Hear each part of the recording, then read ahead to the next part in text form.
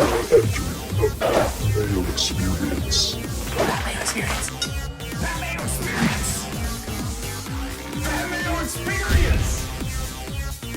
Experience. Welcome to the Pat Mayo Experience, presented by DraftKings 2021 Arnold Palmer Invitational. First look, research, some early leans to get you ready for the tournament. I want to let everyone out there know to smash the like button for the video and give me your favorite sleeper, just off the top of your head, coming into the week. Put that down into the comments section before you do any research and watch through anything like that. Just give me a sleeper. See how it goes. See if that person ends up coming through for you. Also, rate and review the Pat Mayo Experience audio podcast on Apple Podcasts, 5-star review, and something you enjoy about the show. That's how we deal the currency of the podcast world. So please help us out. Tell some friends. Always go through that. My article will be up on DKNation.com on Monday afternoon. Jeff and I will be doing the show on Monday afternoon as well. There's a Cuss Corner from last week, some football from last week. So please go get caught up on the Pat Mayo Experience. Two more things. One, subscribe to Mayo Media Network on YouTube. If you have multiple Gmail accounts, subscribe with all of them. Let's help boost those numbers up as we land right into the Masters, only 5 weeks away now, although we do have the Players next week, which is really nice. We'll have some supersized content for that, maybe some showdown stuff, maybe some live cut sweats. Who knows? I'm not guaranteeing anything, but that's at least in the works for the moment. Also, last thing, become a member at fantasynational.com right now. Use fantasynational.com/Mayo in order to get yourself that 20% discount, all the stats, all the tools to make you a better golf enthusiast, gambler, and daily fantasy player. fantasynational.com/Mayo. Let's jump into the field for the Arnold Palmer Invitational. Not really a supersized sort of field in terms of talent. It has the unfortunate circumstance of now falling in between this WGC and the Players, where everyone's going to be. So everyone besides Tiger and Casey were at the WGC, and now everyone besides Tiger Woods, obviously, is going to be at the Players' Championship. So some are taking a pass on this week. So it's more of a European stars field rather than an American PGA Tour stars field, only because we've seen a lot of the European players come over to play in this WGC or even in Puerto Rico this weekend, and they just want to get some reps in on Florida courses. So you're going to see a high contingent of European Tour players over here at Bay Hill this time around, and that kind of makes sense as international players have won this event each of the past 5 years. Last year, each of the top 3 international players. The year before that, each of the top 5 international players. Not a hot spot for Americans, apparently. Europeans tend to play pretty well in Florida, as it's the place where a lot of them own their American homes, and they're just very familiar with the types of wins that can pop up, as they're just more used to it from playing over in Britain or playing over in Europe time after time after time. So just pay attention to that going forward. But it's a pretty good field, mind you. It's not like it's a bunch of scrubs showing up for Arnold's tournament. So leading the field, Tyrrell Hatton, the highest ranked player in the field, the defending champion. He's back to defend, and he's got Rory, Bryson, Reed, Sungjae, Matthew Fitzpatrick, Harris English, Tommy Fleetwood, Victor Hovland, Hideki Matsuyama, Paul Casey, and Kevin Na, all top 25 players in the world. Now, obviously, I am recording this before the conclusion of WGC Workday Championships. The leaders haven't even teed off yet as I am putting this. So fingers crossed for Morikawa or Webb or Patrick Reed. Let's go, guys. Just don't fall to Hovland, Horschel, Brooks, or Rory. That would be nice. That would be very nice. I could use a winner here in Florida. Keep the Florida momentum going. And I know a lot of you out there have, Reed and Morikawa as well at some deeper odds. So let's do this. Let's do this. Come on now. Get it going, guys. It'd be nice. So the second tier of players, also pretty good. You have Spieth, Rose, Day, Leishman, Zalatoris, Kim. He might get another Woo partner as Dylan. Is it Dylan Woo or Brandon Woo? Now I can't remember. One of them's leading Puerto Rico before I checked in, so they'll get a special double if he can win in Puerto Rico, and Si Woo can get. Well, we'll probably see if Si Woo for the Players. We'll see. Just another Pete Dye track for him. Connors, Cam Davis, Max Homa, Sebastian Munoz, Sam Burns, Louis Oosthuizen, Kokrak, Griffin, Luke List, Ricky Fowler, and Cameron Tringali, all from the PGA Tour American type side, just regulars on the PGA Tour. Henrik Stenson is making his first start on U.S. soil in 2021. He played all 3 events of the Middle East swing on the European Tour, had 2 missed cuts and a terrible finish. He's played 8 rounds, cracked 70 once. So not looking up for Henrik Stenson, which is weird because he has 5 top 10s at this event over the past 8 years, but he just seems like a shell of himself at this point. So hopefully King Henrik can get it back going, being back in Florida where he's done a lot of good work over the years.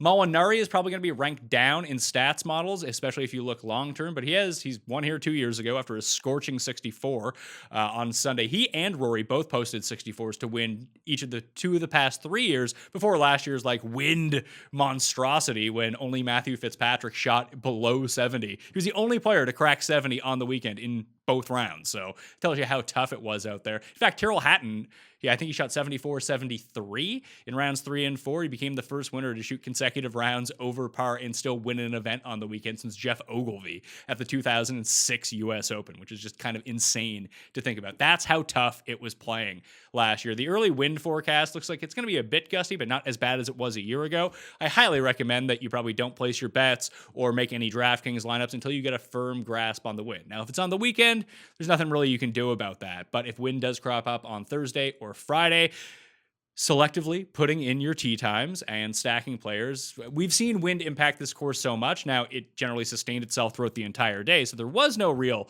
wave advantage. But if you can find a pocket here, this is one of the few courses, just because there's so much water all around. And we saw the ability to generate big numbers at the concession. Bay Hill is probably going to be somewhat the same way, too, as there is water in play on 9 of the holes, and there's like 86 bunkers littered across the course. So we can see how that turns out. I believe this is Griot made a huge number on number 6 once. I think Daly made like the 15 on number 6. Water after water after water. Wasn't great times that year for those guys. However, maybe we can see something a bit better. So the guys from the European Tour that are coming over, or have come over, but are going to continue to play, you got Seabez, Ian Poulter, Shane Lowry. I put Billy Horschel in this for whatever reason.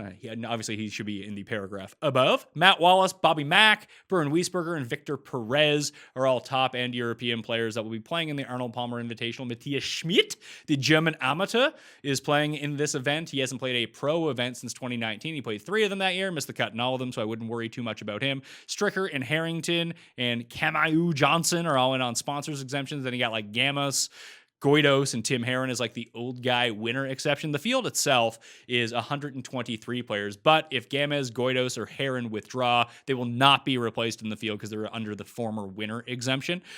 So when we think about that, because it's an invitational, much like Genesis a few weeks back, where with only 123 players, obviously a higher percentage of players are going to make it through the cut, at least 53% if you do top 65 at minimum, but all the ties get in there as well. Out of the field of 123, it leaves you with 53%. So the 6 of 6 percentage should theoretically be higher, as we always say in these type of things, but it just takes one chalk bomb to throw off all of the 6 of 6 percentages. But you can just kind of think about that in your mind as your guys do have a higher percentage of making the cut than in a field of 132, 144, or 156 players. That's the way that we're looking for this event. Also, I don't know if it's in effect for this year, but Bay Hill joined the Open Championship qualifying series along with like John Deere and the Canadian Open. Travelers is the other one in that mix. That the top 3 players who are not yet qualified for the British Open would receive a spot. Keith Mitchell's actually taken advantage of that 2 years in a row and gotten his Open Championship spot from this event. Obviously, he could not cash in on that. That's why I wonder about it, because they didn't play the Open Championship last year. Did those guys still get their exemptions plus there's 3 more? I don't know. You have to ask someone else who's probably more tied in and cares more about that stuff. But I always like that towards the end of an event when you see it's pretty cool for leaderboard purposes, to tell you the truth, where, yeah, this guy isn't in contention to win. He's like T9, but if he makes birdie on 18, he gets into the British Open. I always find that's a really cool subplot that does keep interest down the leaderboard, yet they choose not to really exemplify that for reasons unknown to me. I don't know why they don't do it more. So that's the field for the event. Let's dig into the course a little bit. You know it. It's Bay Hill. It's super long.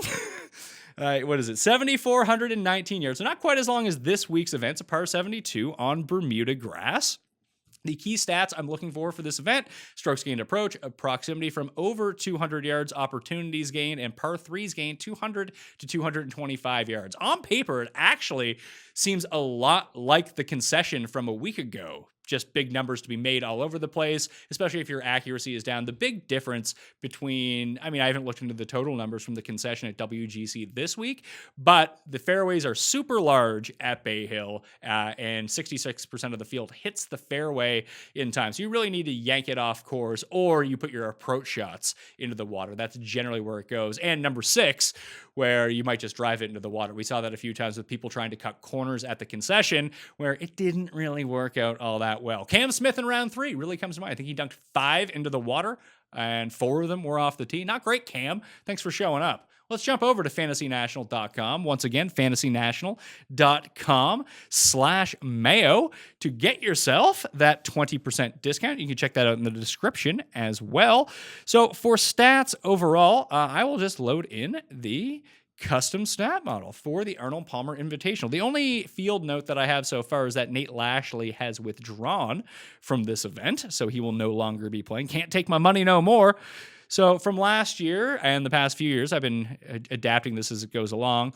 Strokes gained approach 35%, strokes gained par 5%, proximity from over 200 yards 15%, opportunities gained 10%. It's a lot of approach stats, realistically. Driving distance 5%, although that hasn't really played a huge factor when you look at some of the past winners here over the past few years. So maybe I can take driving distance out. We'll play around with this as the week goes along, but this is going to be my starting point for the week. Strokes gained par 4, 10%, strokes gained putting 5%, strokes gained short game 5%, and par threes 200 to 225 yards. Let's set this to the past 36 rounds and see what comes up. I only had it set at past 12 rounds just to see where Molinari actually ranked out, because he has 3 top 10s and 4 starts. He's a former champion here. I'll probably be betting Francesco Molinari this week. But when I initially had it set to 50 rounds, that he didn't really pop up also highly. So past 36, Burns, Zalatoris, Corey Connors, Victor Hovland, Matthew Neesmith, Tyrrell Atton, Lonto Griffin, Zach Johnson, really, Cameron Tringali, Cam Davis, and then Charlie Hoffman, Paul Casey, Keegan Kisner, and Doug Gim would be the starting opportunities there. But let's dig back into the course breakdown just a little bit to see what we're dealing with here.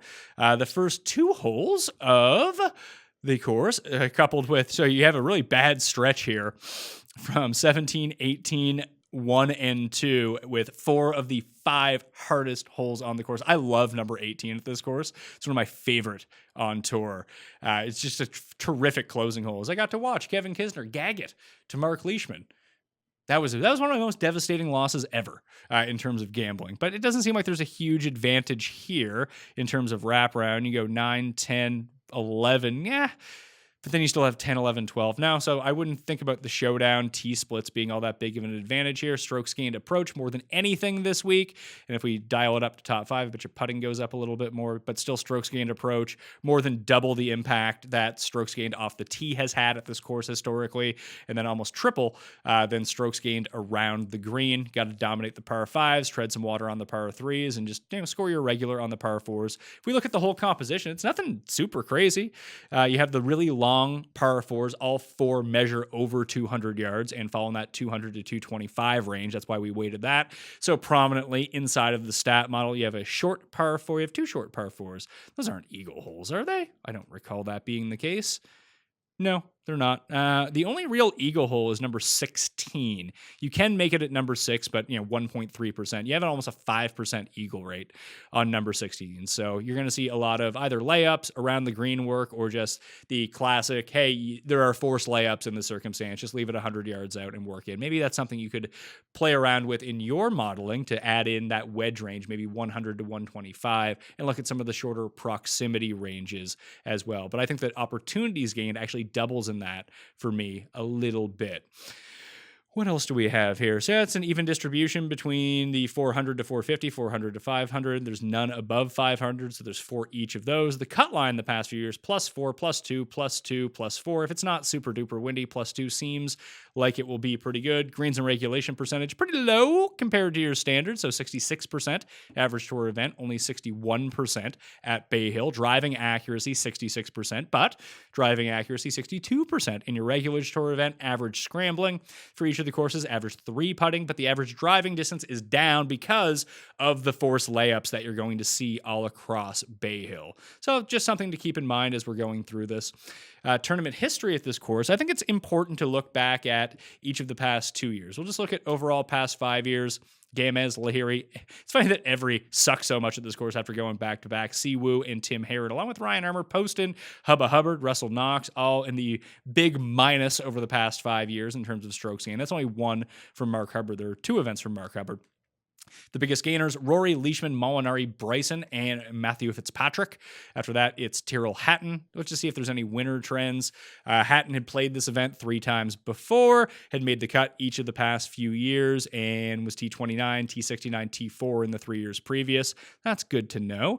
Molinari before that, almost kind of the same as Hatton, 2 top 10s and sort of a middling finish in 2018 at T26, then wins the next year.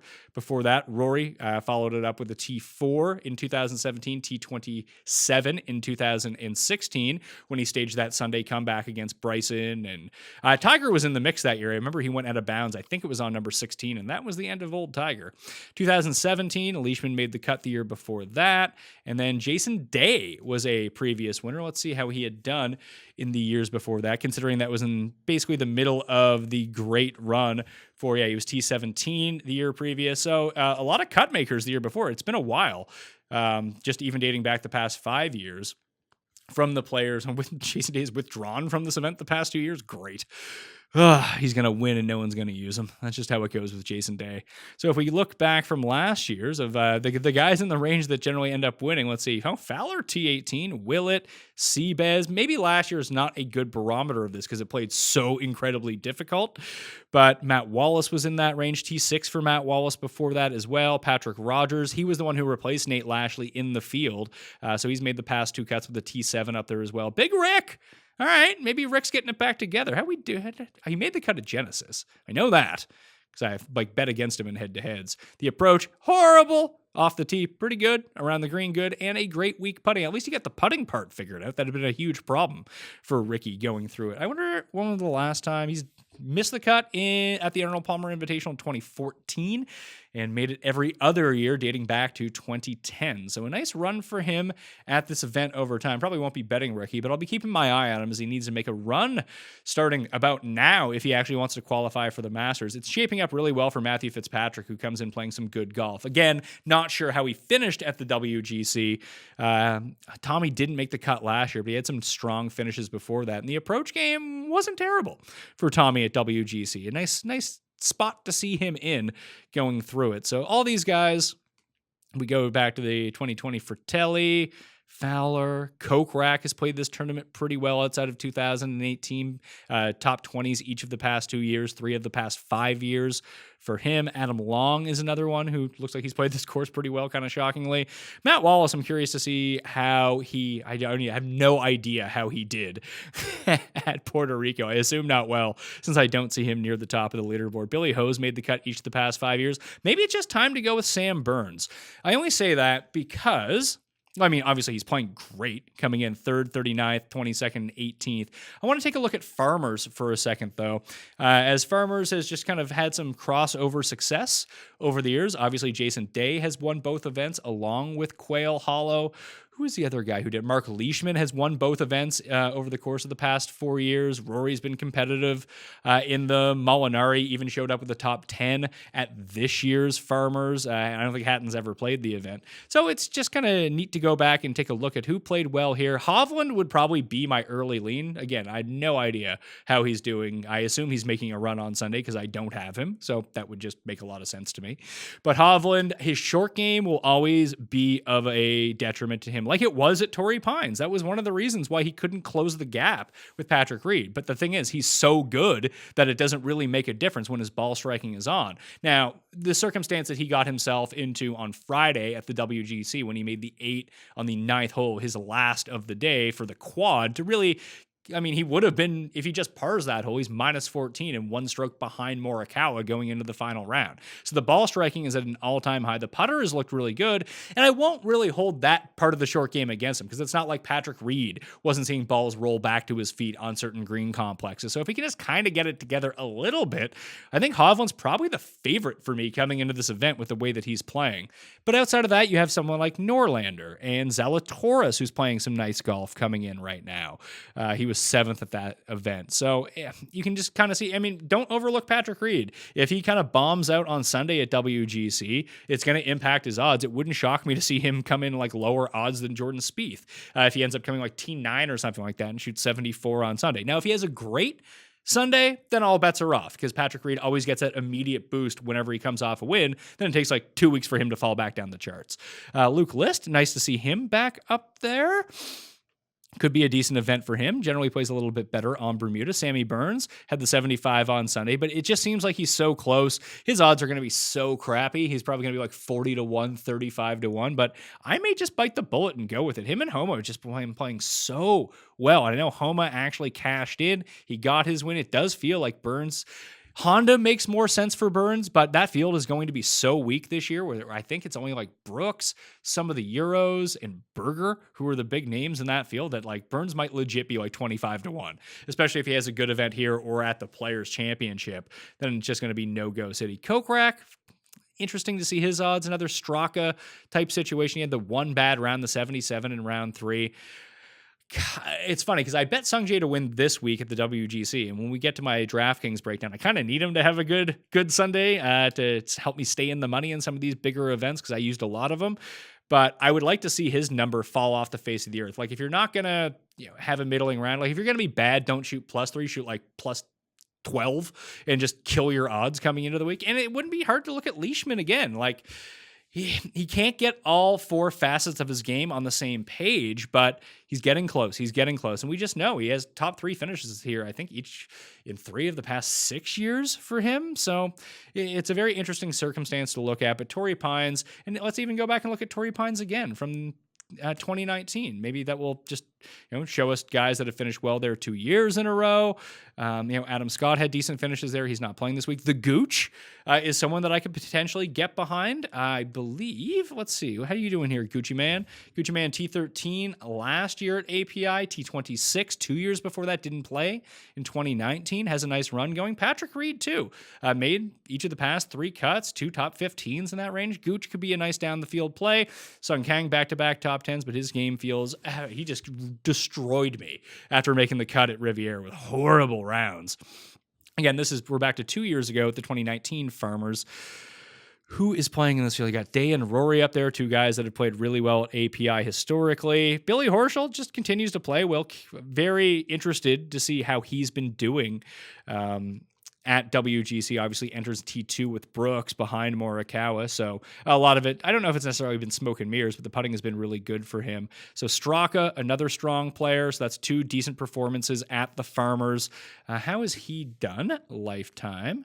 Straka. Seb Straka. Missed the cut in 2020. All right, so that's not really telling us much. Has played well at Valspar in his career, though. Hit him there, first round leader. 3 years ago, I believe it was, with Seb Straka. Woodland, Horschel, there's Kokrak, Sung Kang, gotta be Kang, T20.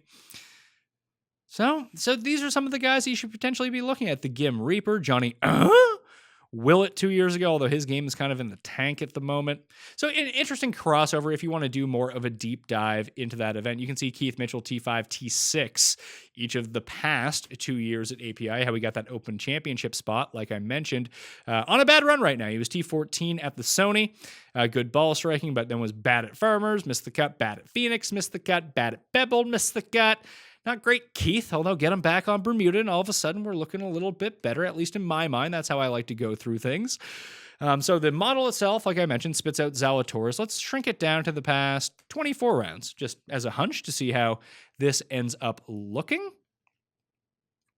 It'll be nice to see. We'll go over my DraftKings lineup here in a minute. I can walk you through how I came to my process. I'm not going into Sunday. I'm actually having a pretty good week.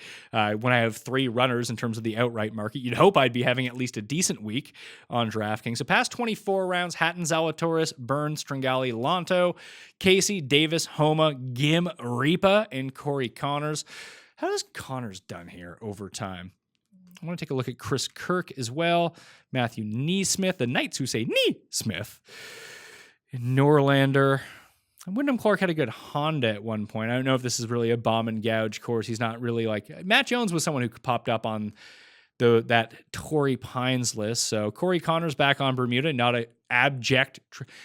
Oh man, he loses so many strokes on Poa. It's kind of insane. But the last time that we saw him on Bermuda was in Phoenix and played pretty well, T17. Did not play well at Genesis because bad driving, which you rarely see, good around the green work. It looks like Connors is starting to become a much better player around the green. I don't know how sustainable that is, but you have the minus 4.8 at the U.S. Open. The U.S. Open's tough, but if he continues to want to strike the ball like this might be a spot for Corey Connors. He's an international.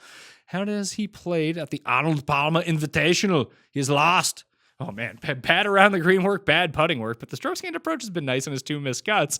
3.4 strokes gained in 2 rounds last year, 1.2 in 2019.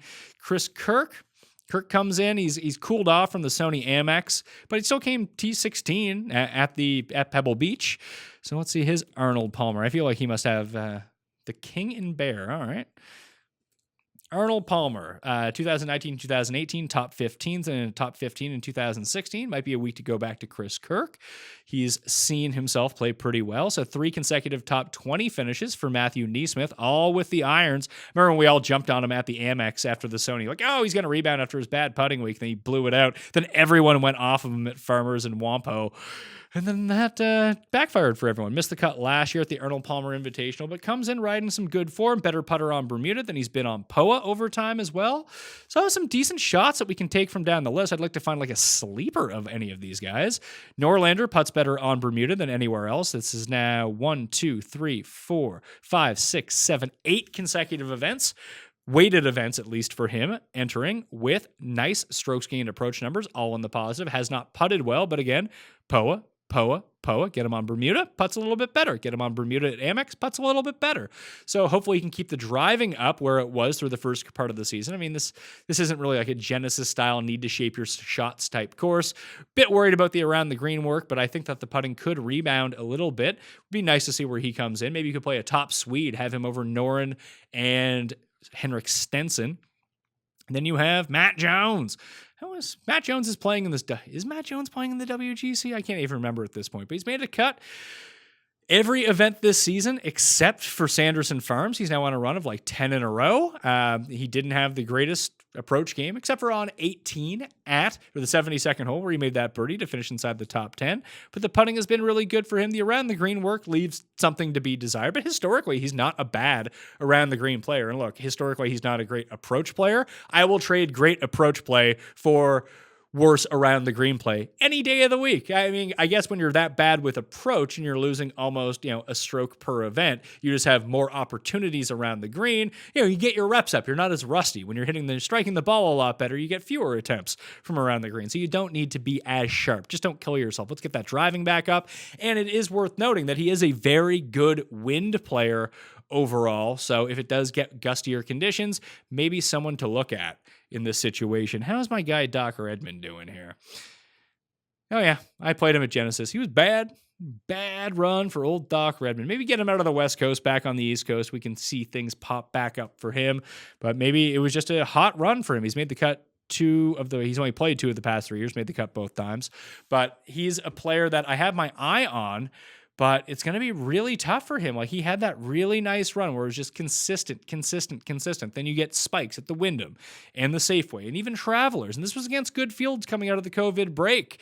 And then he's just been kind of a disaster since that 4th place in Bermuda. All the missed cuts, no finish better than 61st.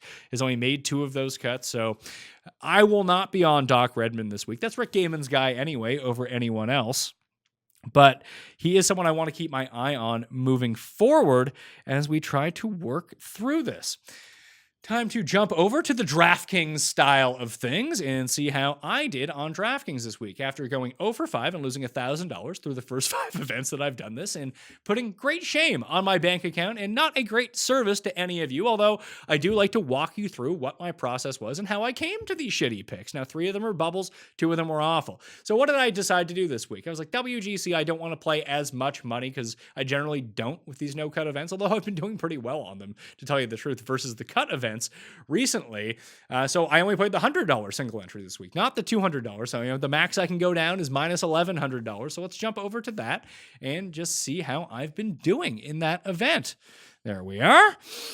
Winnings currently 0. Started the day in the money. That was nice. I was winning $300 in this event. And now we are at, let's see, winning $0. Paid positions are 205 in this 833 person single entry. I'm currently at 248th. It's funny that I somehow ended up with Burger in this, and that's really what's screwing me in this spot. I played a pretty decent core. I had Thomas in a lot of lineups. I think in 50% of lineups, but the majority of them actually had a core of Reed, Morikawa, Webb, and Sungjae. And for whatever reason, I guess I wasn't really looking at it all that nicely. I use bits and pieces. I had like 30% Cantlay, and I just did a global player swap onto Brooks Koepka from him. So that's turning out well in the mass multi-entry. But for whatever reason, I went with Berger in this one when Webb definitely would have fit much better. Like I bet Webb to win. I used him more, yet somehow ended up on Berger. That's just a huge mistake on my part. The biggest issue for me right now, obviously, I guess this is why I'm now out of the money, because Woodland is +5 through 11 holes. Started the day -5. If you just stayed at -5, I'd be doing a lot better, I would like to think. Although Sungjae is 2 under for the day. Let's see, Reed is +1, Berger is +2, Morikawa, at least he escaped hole 1 with a par. That'll be good. I think if Morikawa ends up winning, and obviously I'm behind on a lot of player minutes, I would think. Yeah, let's see. Like I have 56 players. The guys ahead of me, 28, 44, 35.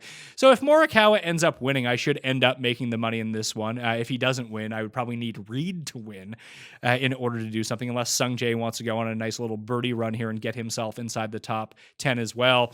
My biggest issue this week on DraftKings, like I told you, with the core of Morikawa, Webb, Reed, and Sungjae, with periphery pieces being Brooks and Thomas and Berger near the top, my lower end picks were just absolute dog shit. Like Hogard, I mean, shooting a +1082 in the final round, not great. Lipsky wasn't great, although he wasn't an abject failure. Ryan Palmer just had a horrendous weekend, although he shot even in the final round. He wasn't good. Matt Hughes wasn't good. So all my bottom end picks couldn't really complement what I did at the top, and that's really costing me from what I think that could have really been a high finish in some of these events. If, let's just say everything plays out like this, these guys finish where they're at, first, 17th, 17th, and 7th for Reed, Im, and Morikawa, then all of a sudden, I'm probably going to cash in this. Probably not super highly. Probably get like 200, 250, maybe 300, depending on how well these guys end up scoring today. I would imagine I would finish in the money in this event, though.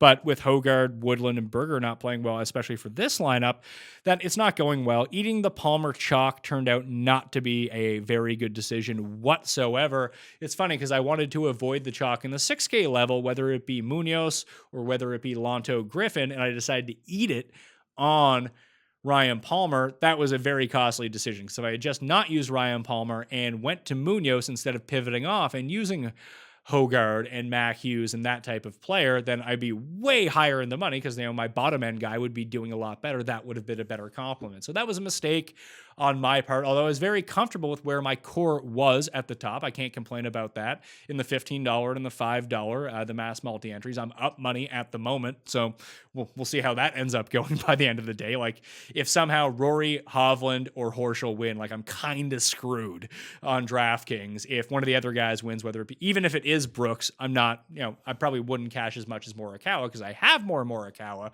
But if Reed wants to win or Webb wants to win, it will all kind of be the same for me from that regard. And I think that Morikawa is the lowest owned. Like even Morikawa in the single entry is only 9%. So that's really creating a big gap between me and the rest of the field in terms of those overall. I mean, his scoring has been off the charts good. He leads the field in birdies, plus the first place bonus points that would come along with it. So I This week's not going to be a disaster for me. I should win more, unless like things go tits up. I'll win more money than I put in. Probably not double my money, but I think I was in for like $450. I should return 700, 750, something like that is where I would be looking at right now for that lineup. But that's just the way that we're going to go through everything. Let's take a look at the quick odds on projecting forward of what we're going to be guessing for. And it obviously isn't going to take into context what we're doing at the WGC. So if Rory wins, his odds are going to be even crazier than before. If Bryson somehow stages a huge Sunday, which it doesn't look like he's going to, or I mean, Hatton had a good Sunday, so that's worth noting. But I would say that Rory comes in as the favorite, probably around 10-1. Hatton, especially because he had a decent Sunday, let's call him 12-1. Maybe they'll hang a 14. Vic is a real wild card here because it really depends on how he finishes on Sunday. But let's call Vic 16-1. Bryson will call 14-1. And that's probably going to be your 20 crowd, like 20 and below, because there's a lot of like mid-tier names. So probably a lot of like 20 to 50 type stuff. I'm going to say is 20-1.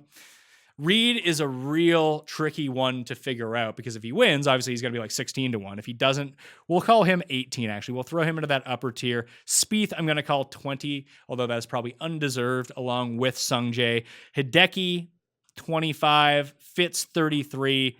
Casey at 30. So those are going to be my guesses at what the odds are going to come in for the Arnold Palmer Invitational. Unfortunately, it doesn't really matter if I'm right or wrong because we're going to get those odds very early on Monday morning. So check out the show on Monday on the Pat Mayo Experience, or just go over to DraftKings Sportsbook. Those should be out by at least 9:30 a.m. at the latest is what I'm guessing with the DraftKings pricing, following along shortly after that. Anyway, thank you all for watching. Remember to smash the like button. Give me your deep sleeper, early lean sleeper in the comment section. Also, remember to rate, review, and subscribe to the Pat Mayo Experience on Apple Podcasts. 5 stars, something you enjoy about the show to encourage others to come along for the ride. Experience Pat Mayo in all of his losing ways, unless I win, which would be very nice for me, and I'm guessing for you out there as well. Plus all of the extra content coming out this week in fantasynational.com/Mayo for 20% off all the stats, all the tools to help you with golf betting and golf daily fantasy.